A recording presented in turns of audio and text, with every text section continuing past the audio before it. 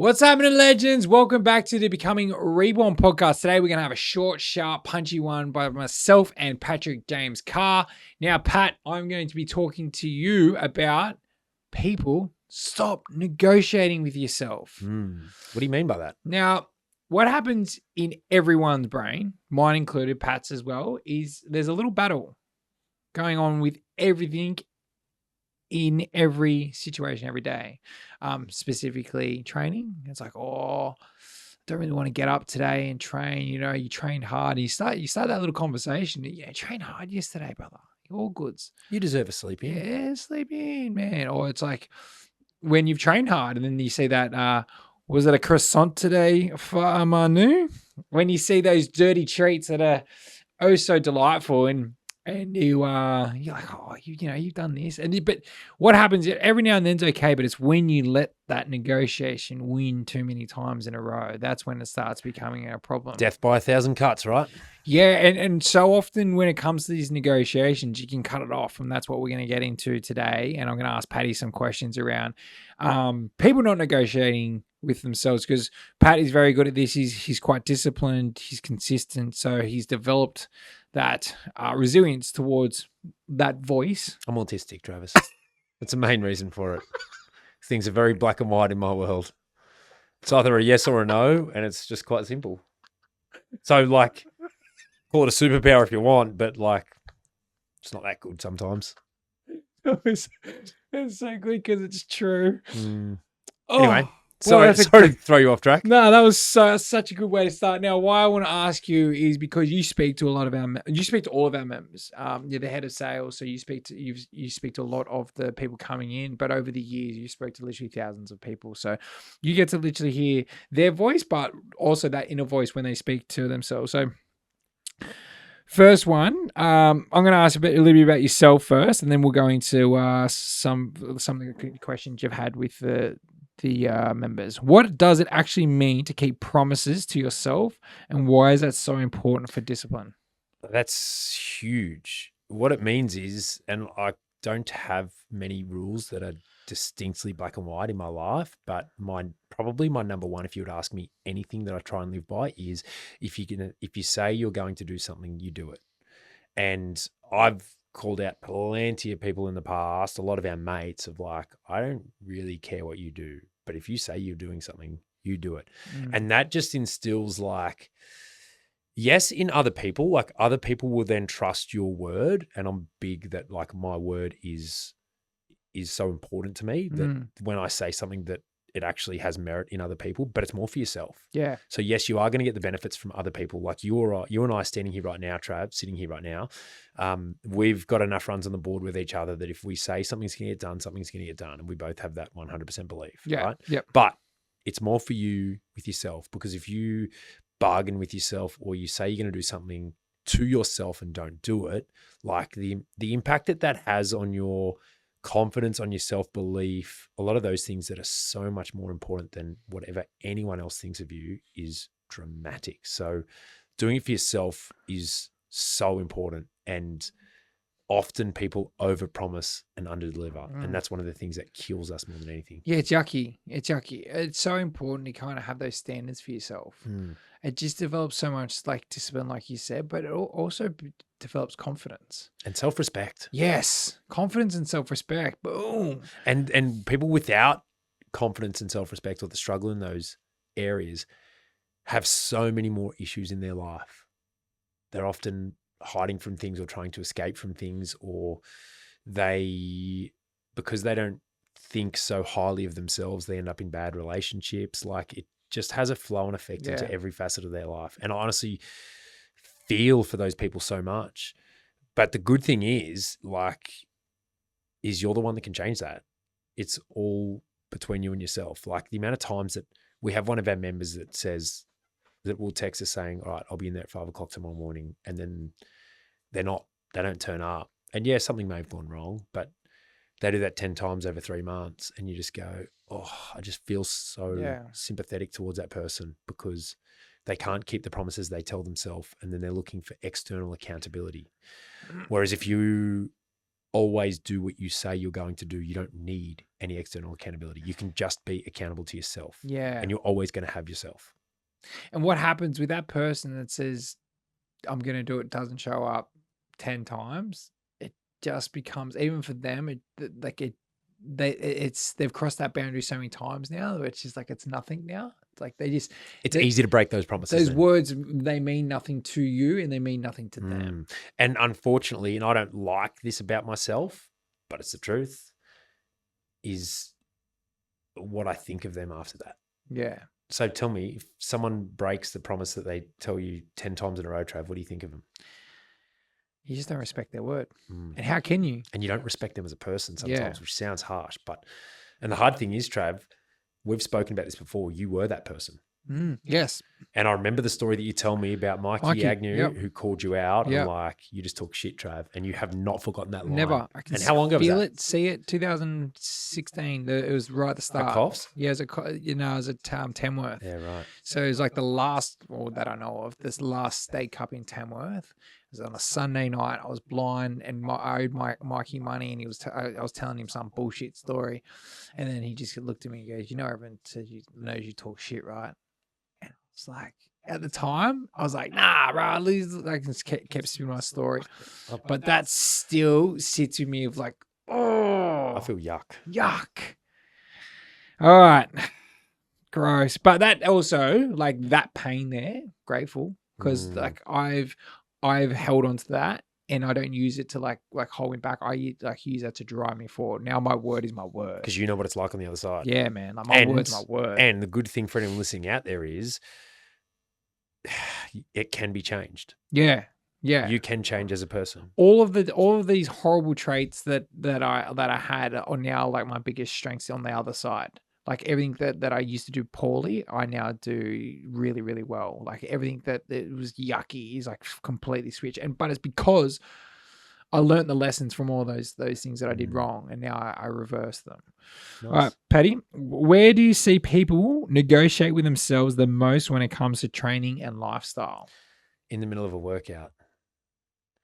Like, you're visually right now. You're there. Oh yeah, on an assault bike when you've got to get 20 cals done and you get to 12 and you kind of look around. No one else knows that you're on 12 and not on 20, and you just get off. I see it all the time when people kind of shave reps, and it's not about the reps, but it's about you holding promises to yourself. I see it all the time, and it kills me. We've got a theory here, which instills like not just in training, right? If you're willing to have take those shortcuts in training, it's probably what you're going to do at work. Now, we believe like how you do one thing is how you do everything. So if you're willing to take these shortcuts and, like, oh, no one's watching, like that's when it'll filter onto other areas of your life. I remember when we had, what we always do when someone applies for a job is we run them through a training session. They come and train with us. And it's not about how fit or strong someone is. And I'll give you the perfect example. Jack Boyling, years ago, did a refit session. Trav wasn't there. He must have been away or something. So he came and trained with us. It was literally the first time that we had met him. And a refit session is a workout for time. Everyone has the same list of exercises they've got to get done. You do it as fast as you can, and then your time is your time.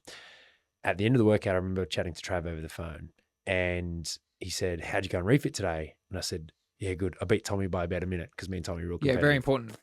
I got 36 minutes and Tommy got 37 minutes. First thing I decided to tell Trav, even though he did not care in the slightest about any of that, but I had to tell him that. The viewers and no, anyone listening to here, it was completely pointless. But then Trav said, how did Jack go? And I was like, oh, yeah, forgot about that. I was too worried about myself, wasn't I? And I said, oh, he did level 3, the hardest level, and he was done in 54 minutes. Oof.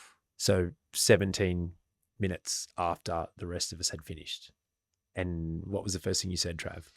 I'm like, that's impressive. And why I say that, because the last one was a block run, right? It was a Taran Point run. Was it a block run or a Taran Point run? It was a run. Yeah, it was a big run. It was a big run. Like an 8 to 10 minute run. Yeah, it's either 1.6 or a 2.4, right? And that's a long run after doing all the workout that they just did. You boys would have come back into the gym, and he would have had to exit the gym when you guys had already finished, and he had to run by himself. That's exactly what happened. And I'm like, that takes like some serious resilience on your first day. First day of like a job interview in a way, but like you want to try and impress them. So so many guys we've seen in that situation just shave reps because their ego is too big, and they think that we want to see how fit they are, yeah, and how hard they can train. No, we want to see like your honesty to yourself. yeah. And that I was so impressed. And I can sit there hand on heart and say there's no way he shaved any rep ever. He did all the reps, did them properly, even though it took him nearly twice as long, but he got it done. And from that, he got a job offer straight away. Yeah, he did. We were like, yeah, I'm impressed. I was very impressed. All right, next question for you, Patrick. How do you personally handle that internal voice that tells you to skip a session or take the easy option? It's very difficult, but you generally know deep down in your heart what's right and what's wrong. I honestly look at it and I do picture this. I've never actually said this out loud. I do picture this as you've got the angel and your devil on the shoulder. And when those voices come in, it came in yesterday morning. We were doing that horrible session at 4 a.m. Had been through one wave and then I went outside the back and spewed and had to come back knowing that I had to literally do everything else again, and had the devil on my shoulder go, you got to run a class at 5 o'clock. Like, you need to leave early and go and shower. Like, you could skip the last couple of exercises. And then you looked at the clock and you're like, fuck, I got enough time. Looked at the clock and I said, I've got enough time. But I pictured in my head, like, no. That's that devil. That's that devil on your shoulder talking. Like, you don't follow the devil. Like, you know deep down when that voice is actually a piss take. Yeah. And other people can call you out on it, yeah, but that's nowhere near as powerful as you calling yourself out on it. Yeah, and where this is, no, I wouldn't say it's contradicting, but it's a little bit like we're being smarter this year. You and I are kind of keeping each other accountable towards actually training smarter this year, rather than, because in the past, if you are injured or not well or whatever it is, we would still try and bend it no matter what. I was so proud of you yesterday. So such a good boy, eh? But it's like you need to be honest with yourself in those situations. Like, there's times where you see, like, I'm just gonna say, like, people fake injuries, and just like, that's just an excuse for you not to do it, and that's gonna then go, like, start to seep into other areas of your life as well.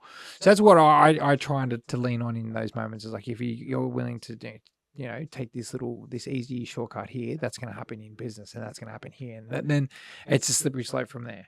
And I always look at it personally, and I take big pride in never getting outworked. And when I have those little moments of when that little voice says you've done enough, or you can have a rest, or maybe don't finish this session because your body's hurting or something's tightening up or something like that. And I'll often respond with, no, I'm not getting outworked. Someone could be better than me at something, and there's a lot of people that are a lot better at me at a lot of things, but I'll never get outworked. If it comes down to effort or mental discipline, I pride myself on not getting outworked. You could be better than me, but you're not going to get outworked by me. So that's what I tell that little bastard that sits on my right shoulder. It's where the ego plays, I think, a strong, positive. Like, it's a strong point. It's 100%. Like when you start using that ego in a positive way. Absolutely. I really wish Farmer New was behind the mic right now, because I've never heard anyone that complains about running more than Farmer New that runs more than Farmer New. He runs 6 days a week, like, and complains 7 days a week. He's like far out. Like, not complaining about like what he's doing, but like, you hear someone else's run and he's like, oh, bro, they're so hectic. I couldn't do that. Yeah, he just casually goes out and runs halfies on a Thursday for fun. And how many kilometers have you done this week? 60. Yeah, just the late. I thought you said 6 then. I was like, I'm nearly at that. 60 kilometers, right? And I'd love to, I wish you were on the other side of this mic, Farmer Nooks. I'd love to ask you some questions, because I know that you often would go through those battles, in particular the start of a long run, where it's just like, everything hurts. That head noise, bro. That head noise where you're like 3Ks in, you're like, I've got 27 to go, whatever it is. Does it go away? You can just nod. So I'll just go, does it go away? Or you have the head noise all the way through? It gets less and less and less. And then when you get home, you do dances. That's so good. My man. But it's like every one of us in this room, right? Me and Pat, we train every day, 4 a.m., pretty much in a different format, but we're fucking there. We're there every single day, but we still have that head noise. Farmer Nu runs 453 kilometers for breakfast, 7 days a week, but he still has that head noise. We all 100%. have that head noise, every single one of us, but it's about beating it more times than not and not letting it win over and over again consistently, because that's when it becomes a slippery slope. If you can get in that rhythm of not, like, it's our famous 2 second golden rule: never miss twice. If you can not let that voice win over and over, like twice in a row, and you can consistently do that, that's when you start getting more and more resilience. And isn't it funny how many times we've seen people, like, you don't either have it or not have it. You can gain it and you can lose it. Yes. We've seen people without it that had a weak mindset that are absolute dogs now. Mm. We've seen people with the other side who used to be dogs and have that in them to never miss. Yeah. And then they lose it. And it's like, the hard part is when you've got it, as in that ability to say no to that voice in the back of your head that's looking for the easy way out consistently, you got to keep doing it. Yeah. You can't, it's like your previous 3 months is stacked up behind you, whether that's positive or negative, and then that's going to dictate your future. Yeah. And you can be the mentally most disciplined person on the planet and then let it slip. And back when you're a dog doesn't mean shit. Yeah. Because you are what your last 3 months are. The fucking... And it's hard for you to say, because, like, just looking ahead into the future, like, you know how much pain and discomfort is in front of us, because it's not going to stop ever. But it's kind of where ego comes into it, right? And what you mentioned before, how ego can be a positive. Yeah. Because ego gets a bad rap. Like, if someone's got a big ego, like, everyone automatically goes to the negatives around that. And you and I unashamedly have egos, but we lean into the positives around it. My ego always wins in my training. My ego is what talks me into all those tough sessions. And it's like what you were saying, like before, about yourself, no one outwork you. Like, you just got to have that ego in yourself. Like winners win. Like, I'm going to go into this, and I'm going to give it my all, and I'm going to win. Had it yesterday. Yeah. Like that session yesterday, 20-second sprint, 4 minutes 40 rest, lactic, disgusting. In your area? 8 rounds. It's in my area. And I went in there, and it's funny because I haven't done one of those 4 a.m. Wednesday sessions properly for a couple of months because of a back injury. And I went in yesterday and I was like, my back's good. I don't have any excuses. I should win this. Yeah. And I knew the pain that it was going to take. And I was like, I do not want to do this. But ego took over. Ego got me through. Yeah. Like, you're here to win, bro. Love that for your ego. All right, last question, Patrick. If someone listening is constantly breaking promises to themselves, what's the first step to rebuilding that trust within themselves? Every decision has an outcome. So you can look back, like I mentioned before, your last 3 months are stacked up behind you, whether it is in a positive way or in a negative way, and that's going to impact your next decision. But every decision has a chance to go one way or the other down that path. And you are the only person out there that has the power to change your current position. So rewinding a step is, my advice is to look in the mirror at the person that's there, whether you're proud of or ashamed of or disgusted by what looks back at you, and know that no one else can impact your future but the person in the mirror, which, like we spoke about in the previous podcast, is both a positive and a negative. It can be a negative because you could be out there looking for help and not have it. But you've got all the power and all the tools in your head to get yourself out of this. So the opportunity is there, and you have that same decision that anyone on the planet has, and you either go the right way or the wrong way. And how many times you do that is going to dictate where you are in the future. Sorry, I got a bit passionate about that. Drop the fucking mic, Patrick. Yeah, that felt nice. You just Not gonna lie. that was where did you go just I don't then? know. That was terrific. There was a mirror in front of me. You knew he's Yeah. just you just made his job so easy. He's just gonna clip you just from the start of that to the end, and we're wrapping it on that. That was terrific. Well done, guys. Everyone is so welcome. Go buy yourself a mirror. Let's go. Peace.